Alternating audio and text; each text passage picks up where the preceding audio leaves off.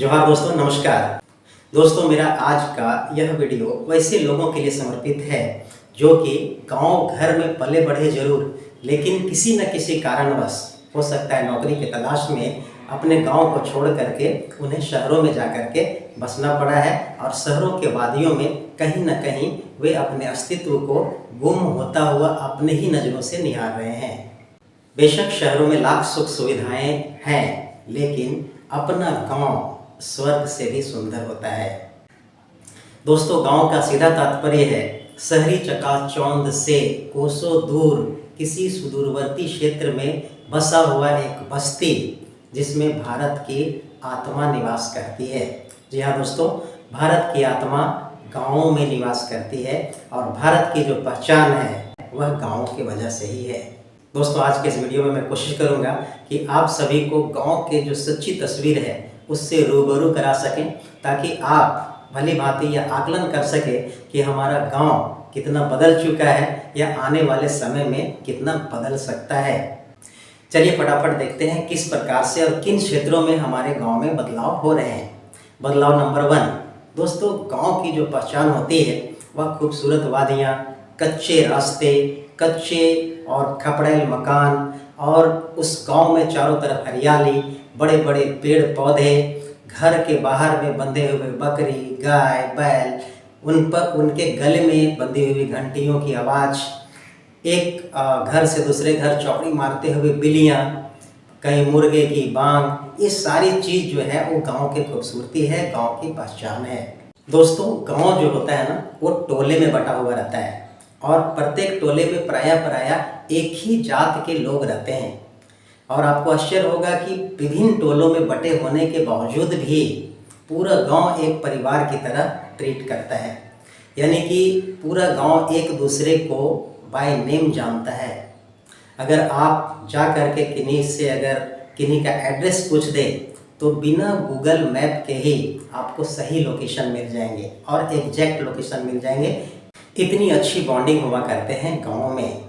अगर आपके गांव में भी इस तरह की स्थिति है तो यकीन मानिए कि आप वास्तव में एक गांव में रह रहे हैं और आप खुशनसीब हैं। अगर ऐसा नहीं है तो समझ लीजिए कि आपका गांव बदल चुका है। अब चलिए बात करते हैं बदलाव संख्या 2। दोस्तों, हमारा गांव जो होता है ना वो विशेष प्रकार के मेहमान नवाजी के लिए प्रसिद्ध है, जाना जाता है। आपको जानकर आश्चर्य होगा कि पहले के जो 70, 80, 90 के दशक के जो गांव हुआ करते थे उसमें जब कोई मेहमान जाते थे किसी घर में तो उस घर में उन्हें आदर के साथ बाहर खटिये में उसके ऊपर लेंदरा बिछा करके उन्हें बैठाया जाता था। बैठाने के बाद जो कांसे का जो लोटा होता है और कांसे का जो गिलास होता है उससे उन्हें पानी पिलाया जाता था। उसके बाद कांसे के जो थाली होता था उसमें उनके पैर को रख करके पूरा उनके घुटने तक धोया जाता था। अगर ऐसी स्थिति अभी है गांव में तो यकीन मानिए कि आपका गांव आज भी गांव के रूप में है, अन्यथा आपका गांव बदल चुका है। बदलाव नंबर 3, दोस्तों, यहाँ पर भी देखना है कि अब कुछ बदलाव हुआ है या फिर बरकरार है। दोस्तों, ग्रामीण महिलाओं में किसी को आदर करने के लिए उनके पास एक विशेष प्रकार का रीति रिवाज होता है। जैसे ही कोई अनजान व्यक्ति उनके सामने आता है या फिर उनसे उम्र में बड़े व्यक्ति हों या फिर रिश्ते में बड़े व्यक्ति हों तो उनको सम्मान देने के लिए, उनके प्रति आदर व्यक्त करने के लिए अपने आंचल से अपने सर को ढक लेते हैं। यह विशेष प्रकार का जो रिवाज है वह गांव में ही पाया जाता है।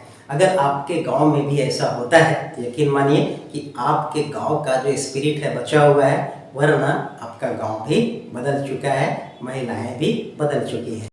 अब बात करते हैं दोस्तों बदलाव नंबर 4। यह बहुत ही खास है, बहुत ही इंटरेस्टिंग है। दोस्तों, गांव में जो ग्रामीण महिलाएं होती हैं ना उनका झगड़ने का जो अंदाज होता है वो बहुत ही अनूठा, बहुत ही खास होता है और बेहद ही मनोरंजक भी हम लोग कह सकते हैं, क्योंकि हम लोग जब कभी भी गाँव में इन ग्रामीण महिलाओं का झगड़ा देखने का मौका मिला तो वाकई बड़ा ही सुखद पल का अनुभव होता है, बड़ा ही मज़ा आता है उनके झगड़े को देखने। तो ये ग्रामीण महिलाएं जो हैं जब झगड़ा करती हैं तो वे कोई हथियार से झगड़ा नहीं करती हैं, बल्कि झगड़ा करती हैं अपनी जुबान से, अपने मुंह से।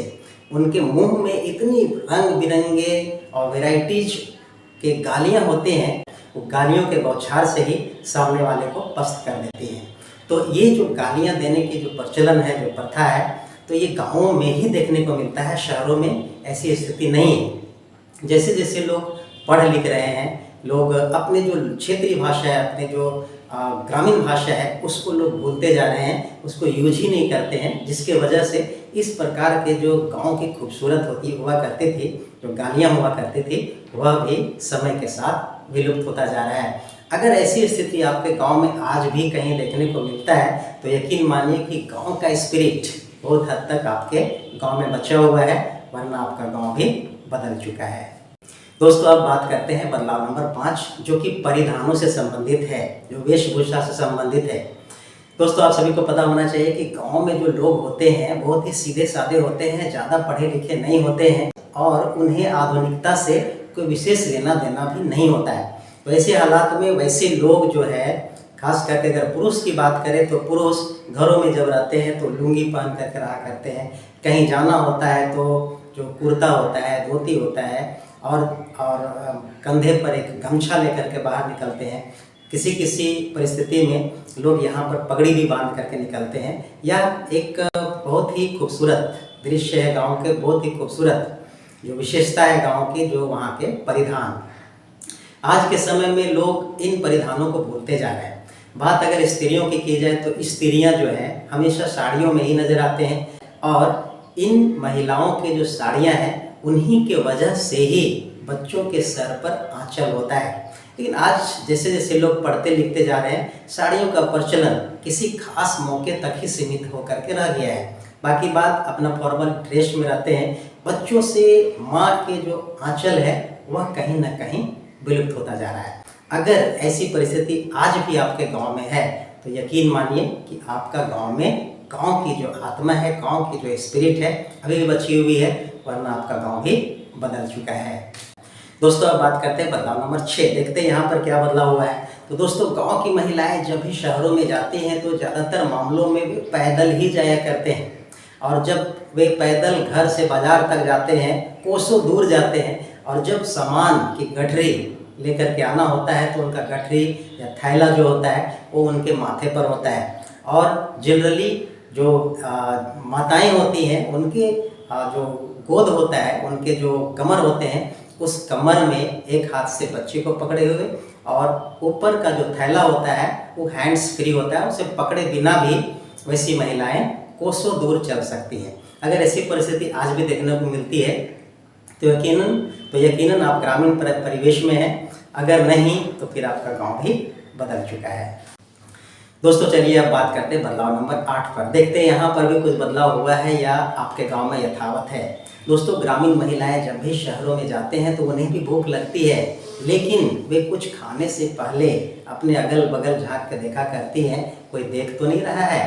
कभी कभी अगर खाना ही उनकी मजबूरी है तो अपने मुंह को अपने आंचल से ढक करके तब खाती हैं। ज़्यादातर मामले में महिलाएं जो होती हैं, कुछ अगर सामान खरीदते हैं तो वे अपने थैले में भर कर घर लाती हैं और सब के साथ मिल बांट करके खाती हैं। अगर ऐसी परिस्थिति कहीं देखने को मिलती है तो यकीनन गांव का स्पिरिट बचा है और गांव की महिलाएं अभी बची हुई हैं। अगर नहीं तो समझ लीजिए आपका गांव बदल चुका है। अब बात करते हैं बदलाव नंबर 9। दोस्तों, गांव के जो बच्चे होते थे उनका जो पारंपरिक खेल था वो कबड्डी, छुर, पनगोब्बा, लुका छुपी, खतोल, गिल्ली डंडा, पनगोब्बा, तो इस तरह के खेल गांव के बच्चे खेला करते थे। क्या आज इस प्रकार की स्थिति है?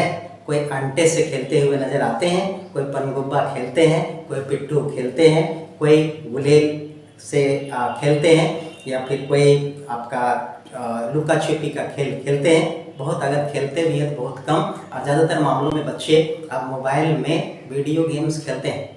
अगर ऐसी परिस्थिति आज भी है कि आपके गांव में बच्चे आज भी छुर खेलते हैं, कबड्डी खेलते हैं, खो खो खेलते हैं, गिल्ली डंडा खेलते हैं या फिर अंटे खेलते हैं या फिर पनगोब्बा खेलते हैं या फिर लुका छुपी खेलते हैं, तो यकीन मानिए आपका गांव का स्पिरिट बचा है, वरना आपका गांव बदल चुका है। बदलाव नंबर 10। दोस्तों, गांव में तालाब हुआ करते थे, नदियाँ, कहीं कहीं नदियाँ भी हुआ करती थी, लेकिन मैं बात करता हूँ तालाब और कुओं की। हमारे जो ग्रामीण परिवेश हुआ करता था उनमें बहुत ज़्यादा संख्या में तालाब भी हुआ करते थे और कुएँ भी हुआ करते थे। लोग कुएँ के पानी को पिया करते थे और कुएँ पर नहाते धोते भी थे। बहुत सारे बच्चे कुएं में छलांग लगा करके तैराकी का करतब दिखाते थे और बहुत सारे बच्चे जो है तालाबों में छलांग लगाकर छपाछप खेला करते थे। और महिलाएं जो है, जो कपड़े होते थे, मोटे मोटे कपड़े खास करके, उन्हें तालाबों में ले जा करके वहीं पर धोया करते थे।